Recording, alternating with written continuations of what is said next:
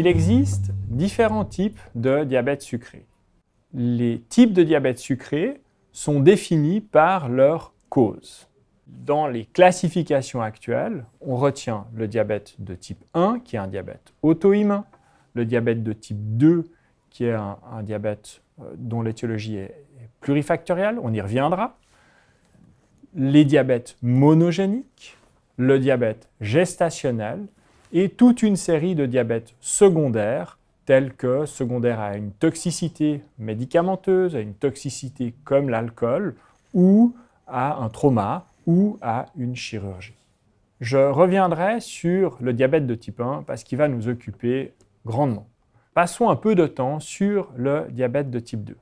Le diabète de type 2 est caractérisé toujours par un excès de glucose dans le sang et il survient suite à une résistance à l'insuline qui signifie que l'organisme, malgré le fait qu'il y ait de l'insuline dans le corps, n'arrive pas à faire pénétrer le glucose dans les cellules, et en particulier les muscles, le foie ou le tissu adipeux.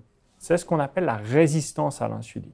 Il est caractérisé par cette résistance à l'insuline, mais aussi le fait que le pancréas n'arrive pas à produire suffisamment d'insuline pour maintenir le taux de sucre à l'équilibre. Donc il y a d'une part une résistance et d'autre part une atteinte du pancréas. Et c'est l'association de ces deux éléments qui fait le diabète de type 2.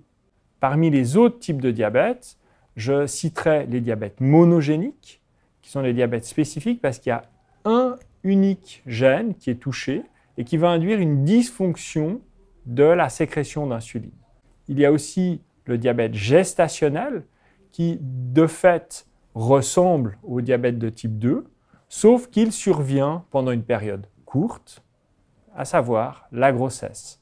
Souvent, ce diabète n'est plus présent à la fin de la grossesse, mais il présage d'un risque de diabète de type 2 pour les femmes qui ont été touchées.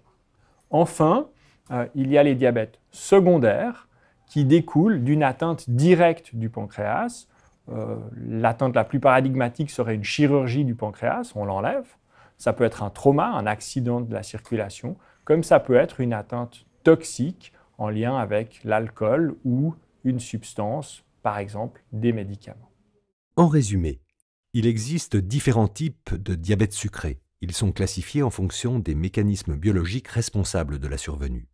Le diabète de type 1, le diabète de type 2, qui est le plus fréquent, les diabètes monogéniques, le diabète gestationnel, les diabètes secondaires.